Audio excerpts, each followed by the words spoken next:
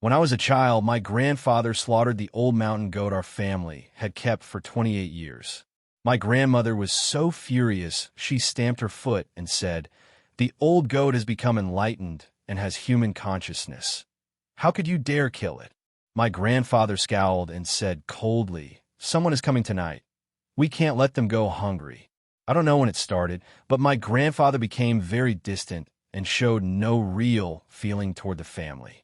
My grandmother stamped her foot in fury and shouted, "I think you've lost your mind. We live halfway up the mountain, and with the heavy snow sealing the pass, how could anyone possibly come?" It was as if my grandfather hadn't heard her. He picked up the knife and began to skin the old goat. My grandmother angrily tried to snatch the knife, but she was too weak to wrestle it away from my grandfather. My grandfather shoved her aside, almost knocking her down, and with a cold face said, "Go heat a pot of water. The mutton must be stewed before dark." My grandmother knit her brows and spoke kindly.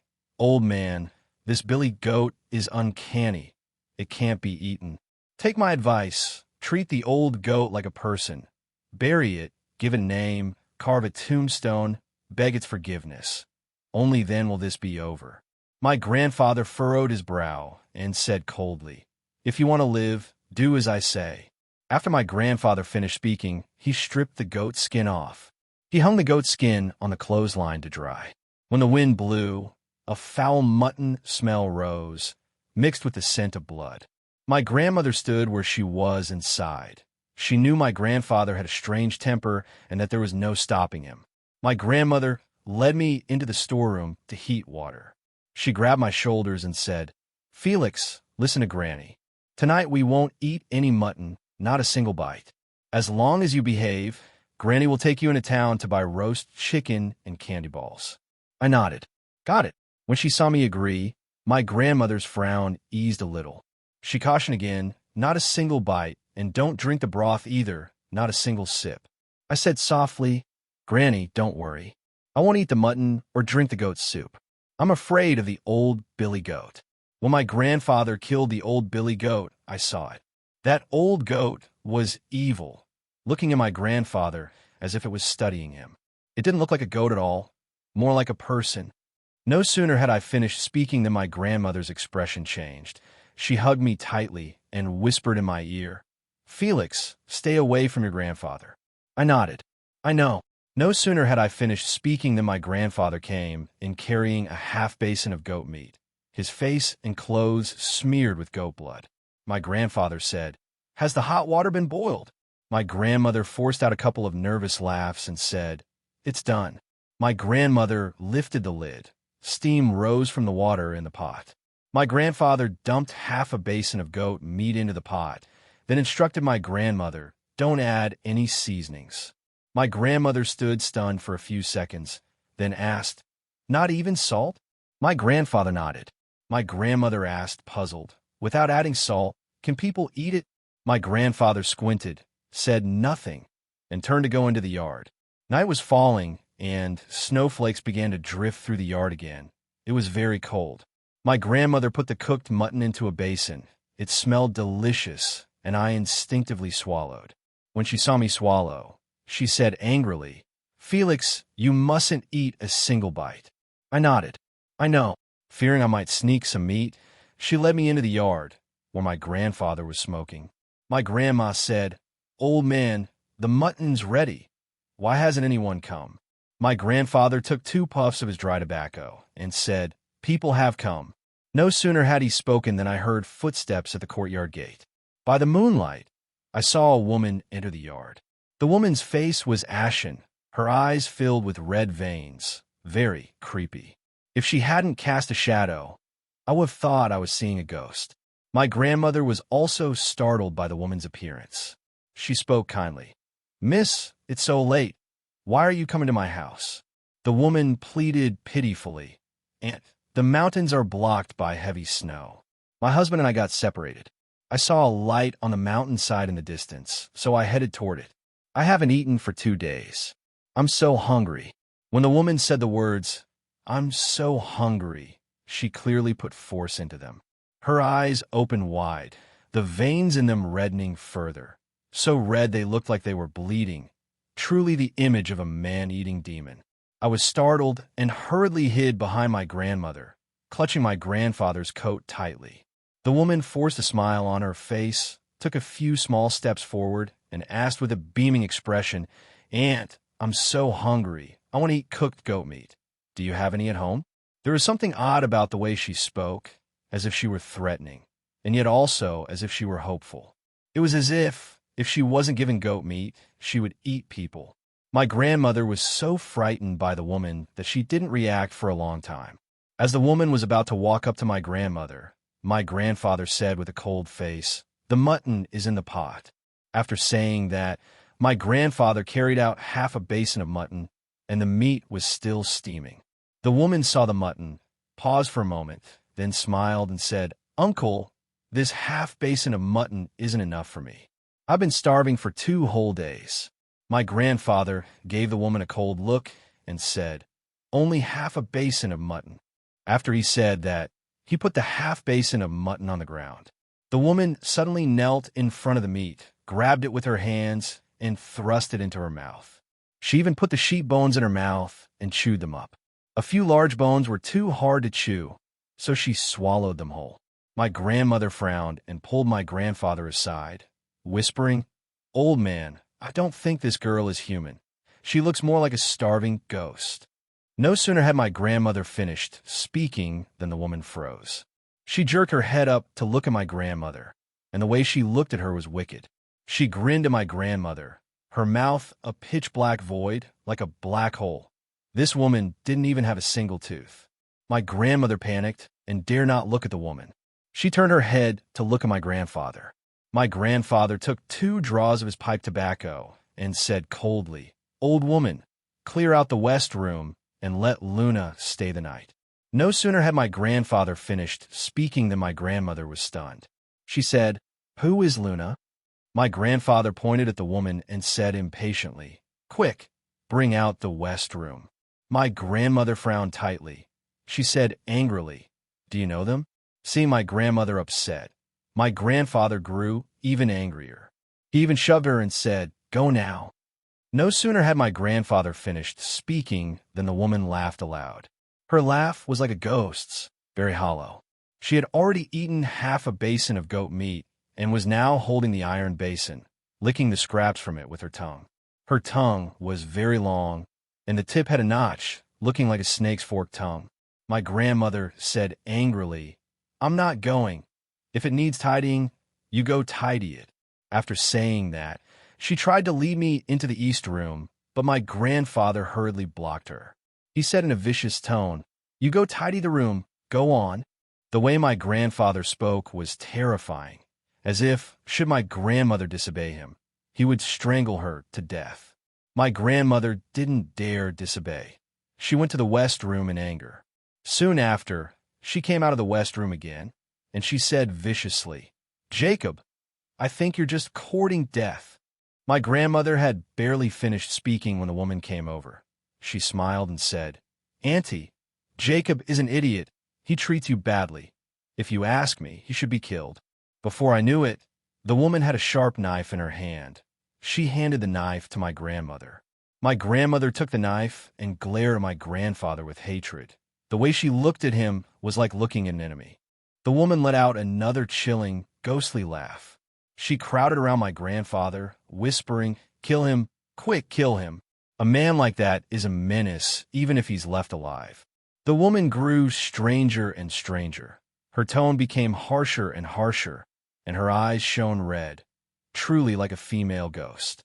My grandfather wore a sullen face as he looked at her and said, "The west room has been cleaned up. You can stay one night, but come down the mountain tomorrow morning." The woman glared at my grandfather viciously, then turned and went into the west room. The knife slipped from my grandma's hand and clattered to the floor, making a shrill noise. My grandma frowned tightly, puzzled as she said, "What just happened a moment ago?" No sooner had she finished speaking than my grandpa said, "Come inside and talk." A few of us went into the room, and my grandpa closed the door. He said quietly, "Tonight, the woman from the west room will come and knock 3 times. The first time, she'll look for Felix and ask Felix to help fill the West Room's water jar with water. Before my grandpa finished speaking, my grandma cut in. No, Felix must not leave the house tonight. Who is the woman in the West Room? What is she doing in our home? If you ask me, get that woman out quick. There's something sinister about her. My grandpa took a deep breath and let it out, then said, Old woman, if you want to live, you must do as I say. After saying that, my grandpa looked at me and said, Felix, if the woman in the West Room asks you to fetch water, fill the West Room's water jar. No matter what you see or hear, do not make a sound.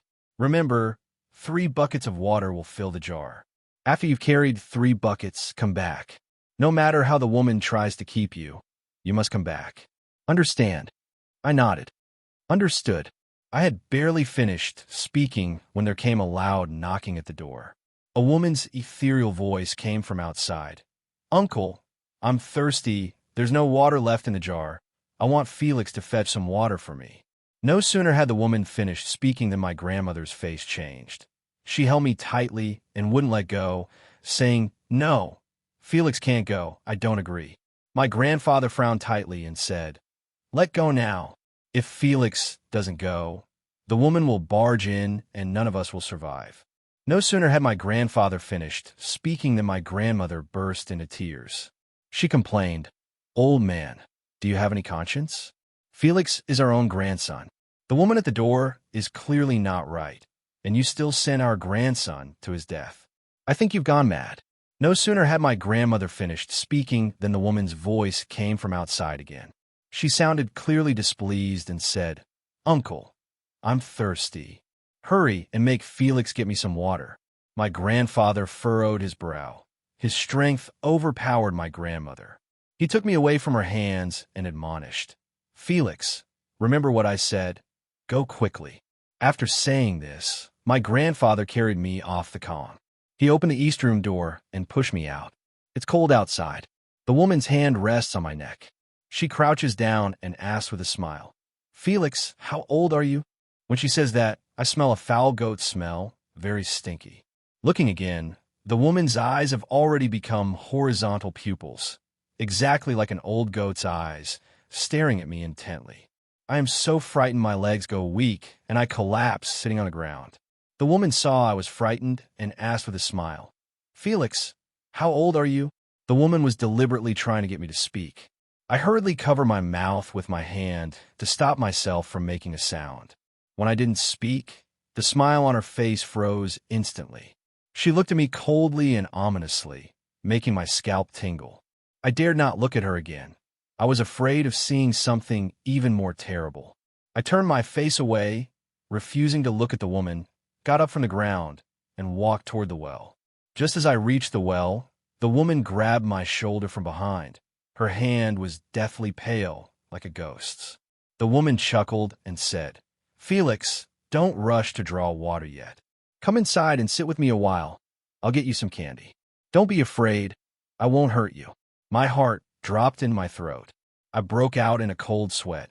My clothes were already soaked through. The woman saw I wasn't speaking. She nudged my shoulder again and whispered, Felix, I have a handful of milk candy. Turn around and take a look. I ignored her and threw the bucket into the well. When she saw I was paying her no mind, she leaned in toward me. I hurriedly shut my eyes. I dared not look at her face. Just moments ago, I'd already seen her face in the well. It was a twisted, shattered face, with 2 streaks of bloody tears running from the eyes, a face full of hatred that made one afraid. I didn't dare look at the woman up close. I was afraid I would uncontrollably cry out. I knew the woman was right in front of me, staring at me, and I couldn't open my eyes. Out of habit from fetching water, I lifted the bucket with my eyes closed. Carrying the bucket, I headed toward the West Room, the woman following right behind me.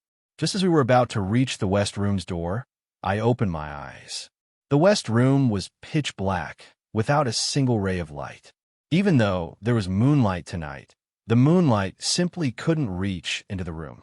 I remember the water jar in the West Room is beside the earthen Kong there, and I still have to go into the West Room.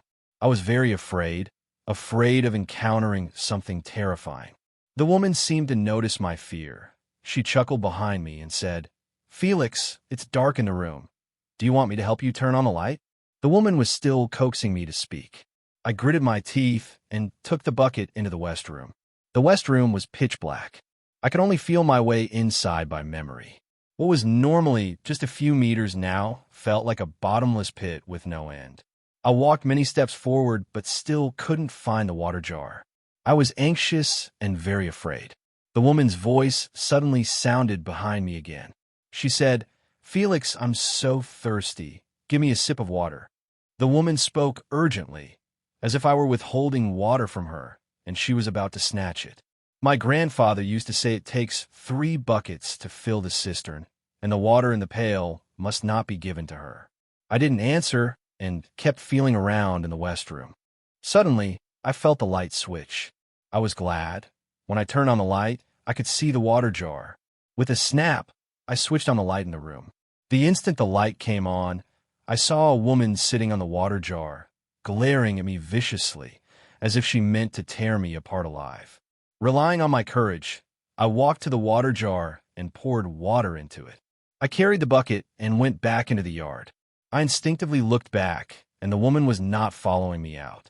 I filled the water, carried the bucket into the house, and the woman was standing inside, looking at me coldly. I poured the second bucket into the water jar, then hurried off to draw the third bucket. I had just drawn the third bucket of water when the woman came out, but she didn't follow me. She pulled a sheepskin down from the clothesline. She carried the sheepskin into the West Room. I didn't have time to think much. I grabbed the bucket and went into the West Room. I poured the third bucket into the water jar and was about to leave when the woman stopped me. The woman stood in the doorway, her face ashen. She smiled and said, "Felix, don't go. I'll sell you a winter coat from the sheepskin. Feel it with your hand. It's very soft." The woman held the sheepskin out to me, asking me to reach out and touch it. I put both hands behind my back and took 2 steps backward. The rank smell of sheep on the woman was too strong. It made me feel sick. I climbed onto the Kong and tried to escape through the window, but the woman grasped my ankle tightly. She said in a sinister voice, "Felix, don't go, stay." The woman's voice was cold and made the hairs on my arms stand up. I didn't dare provoke her.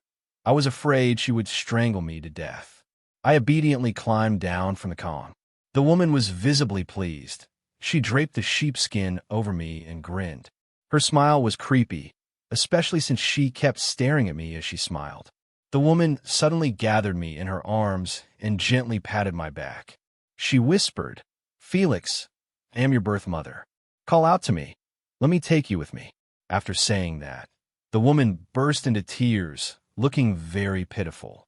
Her face, which had originally been full of resentment, was now filled with grievance. My mother? I never met my mother since I was born. I was raised in the mountains.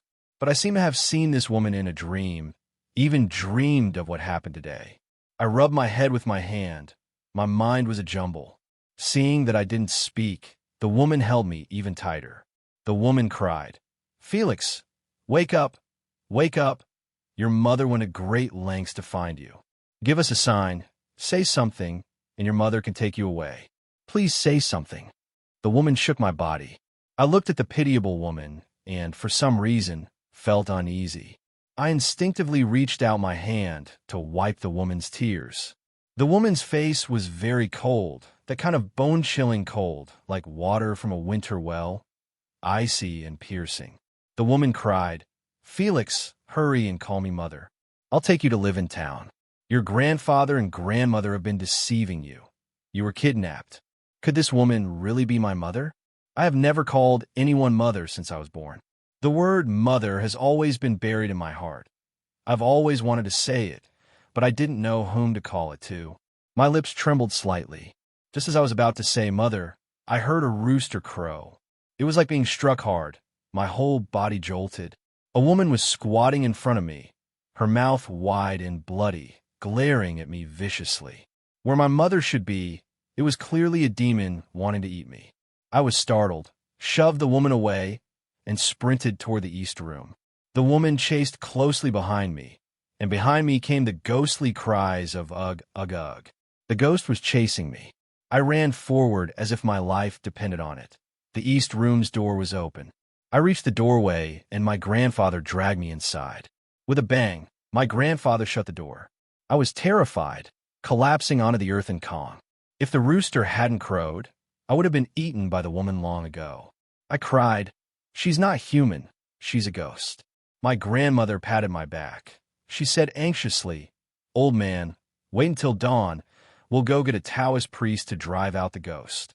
My grandfather frowned and said, "She's not a ghost." My grandmother asked, puzzled, "Not a ghost? Then what is she?" My grandfather took 2 puffs of his dry tobacco, coughed twice, and said, "Old woman, the woman from the west room will come knocking again. This time she'll come to ask you to help sew a sheepskin coat. Remember, you may only stitch 8 stitches. After the 8th stitch, you must come back.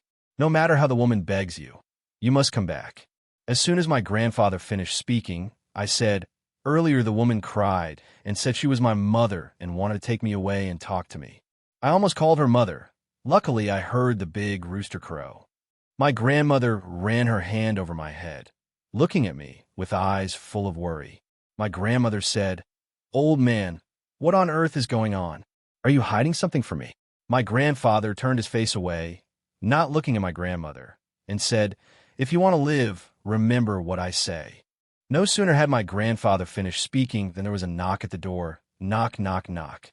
The woman came again. From outside came her ethereal voice, plaintively saying, "Sister-in-law, I'm so cold. Please make me a winter coat." My grandmother frowned tightly and said, "Old man, do you really have to go?" My grandfather sighed and said, "Remember what I said. Get the 8 stitches and come back. Do not, under any circumstances, stay in the west room." My grandmother asked, "What could happen if I stay in the west room?" My grandfather frowned and said softly, "You'll die horribly." No sooner had he finished than my grandmother's eyes widened. She said, "I'm not going. The one standing outside the door is a ghost." My grandfather said, "If you don't go, she'll come into the house and we'll all die." My grandmother clutched the wall tightly. She said, "I don't believe it. We'll block the door. I don't believe she can get in." No sooner had my grandmother finished speaking than a woman's voice came from outside, clearly displeased. She said darkly, "Auntie, come out quickly. I'm freezing to death." My grandfather grabbed my grandmother's arm and pulled her down off the earthen Kong. He said urgently, "There's no time. Do as I say. If we can just get through tonight, we won't have to suffer like this anymore." My grandmother froze for a few seconds, and before she could say anything, my grandfather shoved her out. My grandmother went outside and pounded on the door, shouting, "Jacob, open the door quickly." My grandfather sighed inside the house, pacing and stamping his feet in anxiety. A woman's voice came from outside. She pleaded, "Aunt, it's cold.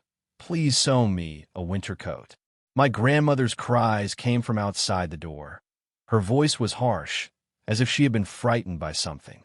I hurried to the window and saw my grandmother slumped on the ground, shouting, "Ghost to ghost." The woman tilted her head and laughed at my grandmother. Her shoulders trembled with laughter, and the sound was chilling. My grandfather clenched his fists and pounded hard on the glass, making bang-bang noises. My grandmother had already been frightened stupid. She climbed up from the ground, pounding on the window and shouting, "Old man, open the door. Let me in." My grandfather pointed to the west room with his finger, gesturing for my grandmother to go into the west room. My grandmother cried, "Open the door quickly." No sooner had my grandmother finished speaking than the woman drew up behind her. She pressed against my grandmother's ear and said, "Mother, I'm Luna. Don't you remember me?" The woman had barely finished speaking when my grandmother froze. She turned her head to look at the woman. The woman's eyes moved slightly, her face ashen. She grabbed my grandmother's hand and said, "Mother, the water in the well is so cold. Please make me a garment." When I was a child, I heard people in the village say that I had an aunt who died right after she was born. She wasn't even given a name. This woman was clearly trying to steal my milk. I said, "Grandpa, she's stealing my milk. My milk is in danger. Open the door and let my milk into the house." My grandpa frowned and said, "Your grandma is timid. Chances are slim that she'll make it." After he said that, He covered my mouth to keep me from making a sound.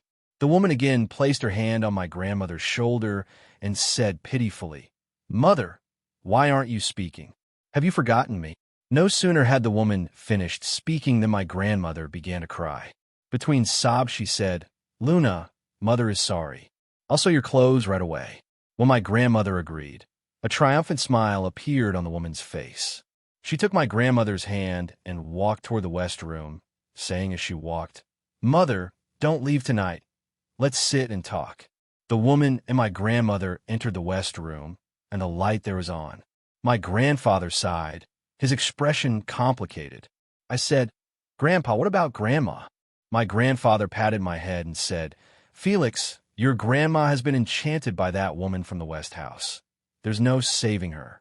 My grandma was very good to me. Just thinking that something might happen to her made me cry. Is there really no way to save her?" My grandfather frowned tightly and said, "There is a way, but it's very dangerous." I asked, "What way?" Grandfather said, "Felix, you are still a child. Only you can save your grandmother." I asked anxiously, "How do I save her?" My grandfather said, "Go to the west room and wake your grandmother. Wait until she's sewn to the 8th stitch, then wake her and bring her back." I was stunned for a few seconds. My mind was filled with images of the woman's frightening appearance. I was very afraid, but I also didn't want my grandmother to die. While I was hesitating, a voice came out of my throat. "Grandfather, I'll go wake my grandmother." I was stunned for a few seconds. Was this a decision I had made myself? Just as I felt puzzled, my grandfather said, "Felix, hold on. Endure it a bit longer. Get through tonight and it will be over. You won't suffer like this again." After saying that, my grandfather took a bowl of blood out of the cabinet. It was the old goat's blood. I saw with my own eyes my grandfather bring it into the room. My grandfather smeared the old goat's blood on my face. The old goat's blood was very gamey, very foul, very unpleasant. I gagged a few times, almost throwing up. My grandfather grabbed my shoulder and instructed, "Felix, remember, when your grandmother's stitch reaches the 8th suture, wake her and bring her back." I nodded. Understood. No sooner had I stepped out of the east room than huge goose-feather snowflakes began to fall in the yard. The wind was so strong it made my eyes water. I pressed on into the west room against the wind and snow. My grandmother and the woman were both sitting on the earth in calm. My grandmother had a needle and thread in her hand, sewing sheepskin, already on the 6th stitch. I said, "Granny." My grandmother seemed not to hear me. She was still staring down at the goatskin. I leaned over to her and gave her arm a nudge. Her eyes were vacant, as if her soul had left her, and she kept muttering, "The 7th stitch." The woman pleaded pitifully, "Mother, hurry and sew the clothes. I'm freezing to death." I looked at the woman. She gave me a sly little laugh, her eyes full of guile. I grabbed my grandma's hand and shouted, "Now wake up, come with me." No sooner had I spoken than the woman's face changed. She looked at me viciously, scaring me so much I didn't dare breathe. The woman said coldly, "Felix, turn off the light. I'll give you candy." The woman's face twisted. She was very angry, but she didn't hurt me. She only glared at me fiercely. I don't understand. Why didn't she just strangle me? Could she have been afraid of the goat blood on my face? Just as I felt puzzled, my grandmother's eyes moved slightly, like in a nightmare. She was struggling. The woman noticed my grandmother's change too. She said pitifully, "Mother, hurry and sew. I'm freezing to death." The woman's voice was ethereal, eerie. What flowed from her eyes was not tears but blood. Her expression was not pitiful but ferocious and hideous, like a demon's. Only her voice sounded pitiful, as if she had suffered a grave injustice. I grabbed my grandmother's arm and said, "Now wake up. My aunt has been dead for a long time." My grandmother's eyes moved slowly. She stitched the 8th stitch. The woman pulled a grin. She said, "Mother, the clothes you sew are really warm. It's just the sleeve that wasn't sewn right. So one more stitch." I grabbed my grandmother's hand tightly and shouted, "Grandma! Grandma! Grandma! Don't sew anymore. Wake up." My shouting was so loud the dirt on the wall fell down. The woman pressed up against me, staring at me fiercely as if she wanted to tear me apart alive. I couldn't afford to be afraid. All I could think was to shout at my grandma to wake up. I kept calling out to her, "Grandma, wake up, please wake up." I held her hand tightly, my fingernails digging into her flesh.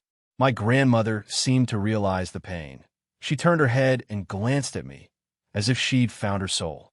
I said, "Granny, it's already the 8th stitch, come with me." She widened her eyes and looked down at the stitched sheepskin. There was blood on it, and it still gave off a strong, unpleasant mutton smell.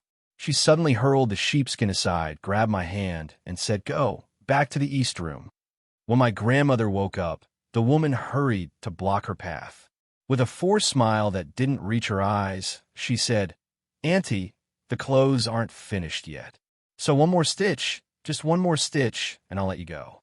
My grandmother glared at the woman, but said nothing. She took my hand and led me out of the west room. Outside, the snow had already piled a foot deep. My grandmother carried me into the east room. The woman stood at the doorway of the west room, staring at us intently. When we went inside, my grandfather wiped the goat's blood off my face, and he visibly relaxed. My grandfather said with a smile, "Get through tonight, and our family will never suffer again." My grandmother said, "Old man, what do you mean by that?" My grandfather smiled and said, "I'll tell you when morning comes." My grandmother sighed and said, "That was really dangerous just now. If it hadn't been for Felix, I would have died." My grandfather nodded and said, "Thanks to Felix." My grandmother asked, "Will the woman from the west room come again?" My grandfather said, "She will come. She will come looking for me." My grandma frowned. She said, "Old man, you need to be careful." No sooner had my grandma finished speaking than there was a knock at the door, and then a woman's ethereal voice came through. "Uncle, the knife I left on the beam is missing. Please help me look for it." My grandfather frowned. He took an axe out of the cabinet. My grandma said softly, "Old man, what are you doing?" My grandfather said coldly, "Kill the goat." When he finished speaking, he opened the east room's door, and by the moonlight I saw the woman's shadow. It was actually an old mountain goat standing on its hind legs.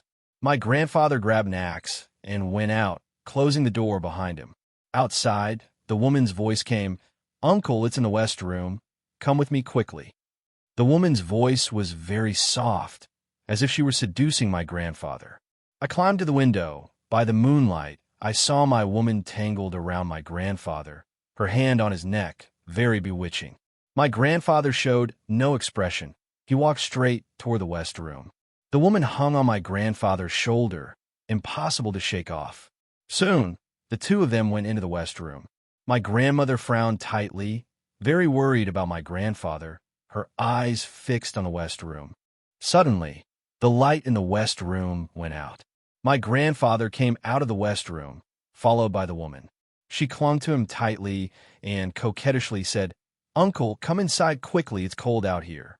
The woman's expression was ferocious, but her voice was seductive. A walking, talking female ghost. My grandfather took an axe from behind him and swung it at the woman's neck. A shrill, goat-like bleating came from her mouth. Meh, meh, meh. The sound was chilling, and the woman's face twisted. She tried to run, but my grandfather held her fast. He raised the axe and struck over a dozen times. The woman was cut down, blood spattering everywhere.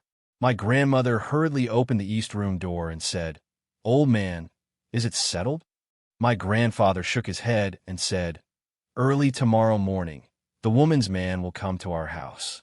My grandmother was stunned and said, "Her man? Then, what are we going to do?" My grandfather said, "Bury the woman first." My grandmother said, "Where should we bury it?" My grandfather said, "Bury it in the snow." After saying this, my grandfather made the woman into a snowman and left her in the courtyard.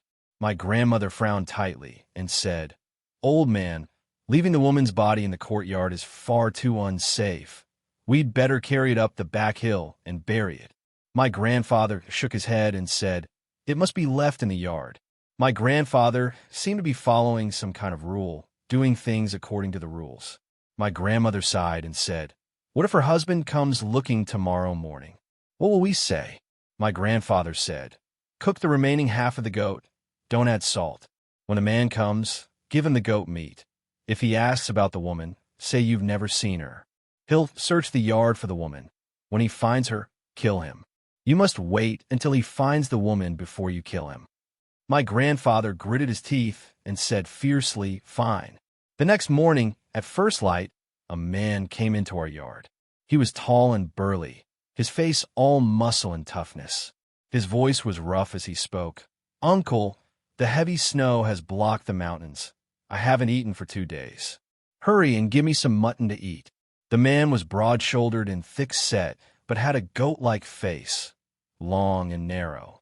My grandfather brought out half a basin of goat meat from the granary, set it down on the ground, and the man sat on the ground and grabbed the meat with his hands to eat.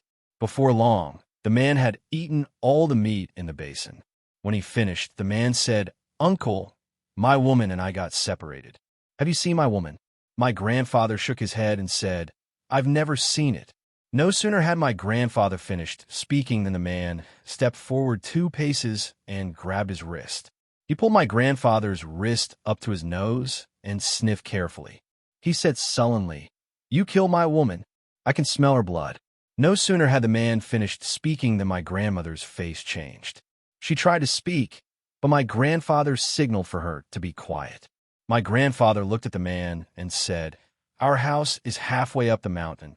Travelers often stop by and ask to stay. I really can't remember. Why don't you look around our courtyard?" The man's eyes rolled back and forth twice. He let go of my grandfather's hand and said ominously, "If I find her, none of you will live." After saying this, the man went into the east room of our house. My grandfather and grandmother exchanged a glance. My grandmother said, "Old man, that fellow is broad-shouldered and thick-set. How are the 2 of us supposed to kill him?" My grandfather said, "Old woman, don't be anxious. Come with me into the granary." My grandfather led my grandmother and me into the barn. There was a pile of bones in the barn, all of them from old goats. My grandfather picked up a sharp goat bone and said, "Sharpen this bone, and you can kill a man." My grandmother hurriedly fetched a whetstone, and my grandfather set the goat bone on it to sharpen. My grandmother said, "Old man, the sound of grinding the goat bones is too loud. What if a man hears it? Will that be all right?" My grandfather said, "Don't worry about it. Right now, he only looks for women." No sooner had my grandfather finished speaking than the man entered the granary. The man acted as if he hadn't seen us. He rummaged through the granary for a long time, not even sparing the beams. The man finished rummaging through the rafters, then went to search the west room. My grandfather finished grinding the goat bones and then went out into the yard. The man came out of the west room with a sly look on his face, and he said, "Old man, where is my woman?"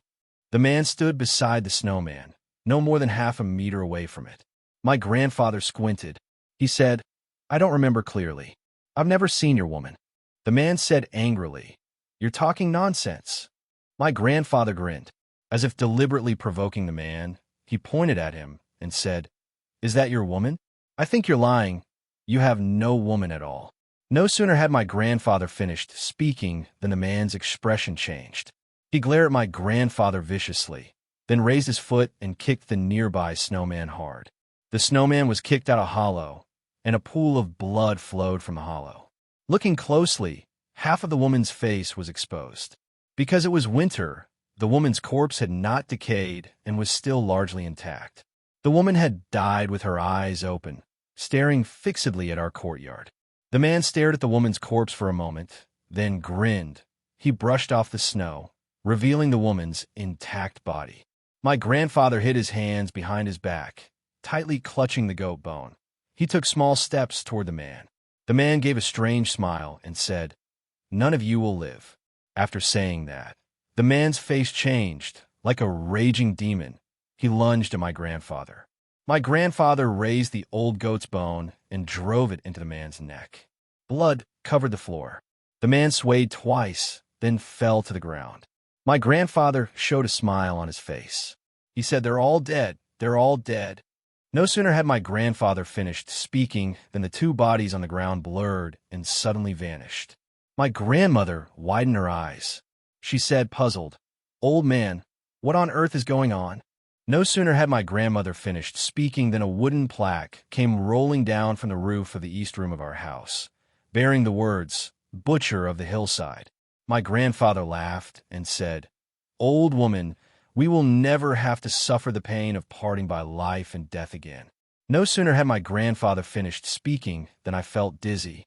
My body swayed uncontrollably. My grandfather and grandmother, like me, could not stand steady either. Just as I felt I was about to faint, I heard an eerie voice. The game has a problem. Patch it immediately. When I opened my eyes again, I saw an enlarged goat's face. I shot upright and found myself in the sheepfold. The old billy goat was chewing hay and staring at me. Its look was complicated, as if it were pondering something. I heard footsteps and turned to see my grandfather enter the sheepfold. He was holding a knife and led the billy goat out of the pen. The goat glanced back at me, and for the first time I saw mockery on its face. My grandfather slaughtered the old goat. My grandmother stamped her feet in agitation and said, The old goat has become a spirit. It has a human consciousness. How could you dare kill it? My grandfather said, It's just an animal. It's not as supernatural as you claim. A cold sweat broke out all over my back.